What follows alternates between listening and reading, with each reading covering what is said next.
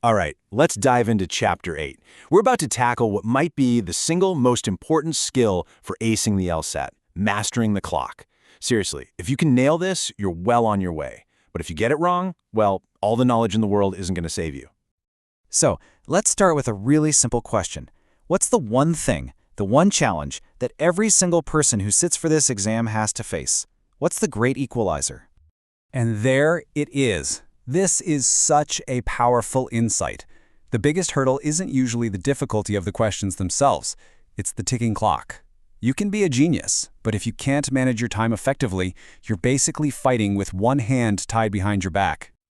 So here's our game plan for this chapter. First, we'll dig into the pacing challenge itself. Then, we'll get practical and build your personalized strategy. After that, we'll cover some critical test day tactics. And finally, we'll talk about the mental game, which is just as important. Let's get to it.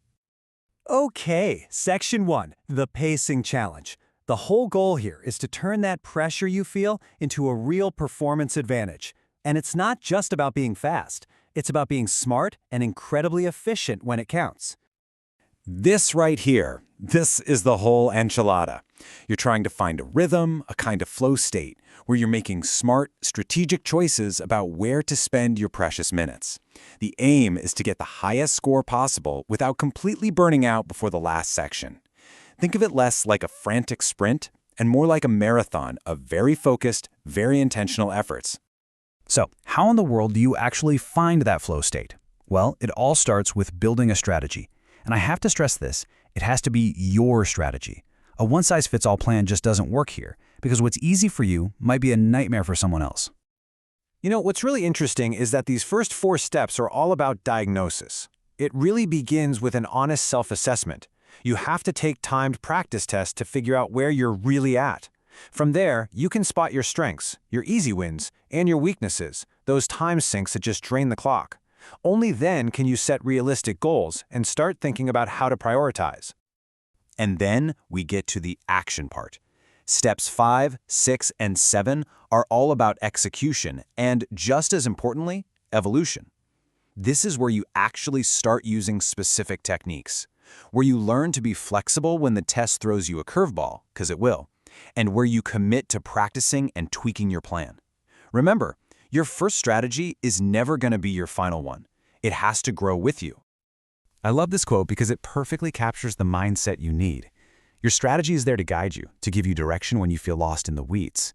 It's not some rigid set of rules that's going to break the second things get tough. It's your compass, not a cage you're locked into. You have to be ready to adapt. Okay, now we're moving from the planning stage to the battlefield. This is all about those split-second decisions you have to make when the pressure is on and the clock is ticking down. This is where the rubber meets the road. On test day, these 2 skills are your superpowers. Triage is all about deciding where to invest your time for the biggest payoff. And strategic guessing is about making every single second count, even when you're not 100% sure. If you get good at both, you're always working on the questions that give you the best possible return on your time. So here's a super simple but incredibly powerful way to do that triage. You have to shift your thinking from, can I solve this, to should I solve this right now? And you use these 3 categories. Is it an answer now, a skip and return, or a skip entirely? Making this decision in just a few seconds is an absolute game changer. And why is that triage system so important? Well, it all comes down to one simple, brutal fact. 1. Every single scored question on the LSAT is worth exactly 1 point. That ridiculously hard logic game that takes you 10 minutes, 1 point. That easy logical reasoning question you can answer in 45 seconds, also 1 point. Never ever sacrifice an easy point for a hard one. Now let's talk about guessing, because this completely flips the script on what guessing even means. It's not a random shot in the dark. It's a skill called the process of elimination. You're not looking for the right answer. You're hunting for the wrong ones. Even if you can just eliminate 1 or 2 obviously bad choices, you've instantly boosted your odds from 20% to 33 or even 50%. So how do you get good at this? You start looking for patterns. See, wrong answers on the LSAT aren't just random. They're designed with specific, predictable flaws. If you learn to spot these, things like extreme language, or answers that go way outside the scope of the text, it's a massive advantage. It's almost like having the test maker's playbook. And let's just double down on that first point for a second.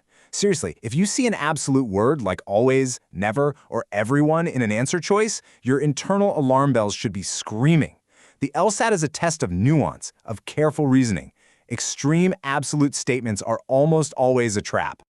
All right, our final section. We've got the strategy, we've got the tactics, but what happens when your beautiful plan meets reality? Pacing isn't just a technical skill. It's about having the mental toughness to actually execute your plan when you're under intense pressure. At the end of the day, true mastery is about combining that technical strategy with this kind of mental preparedness. It's about building the stamina to stay sharp for hours, having a backup plan for when things go sideways, and knowing yourself well enough to trust your gut, but also knowing when to double-check it with cold, hard reason.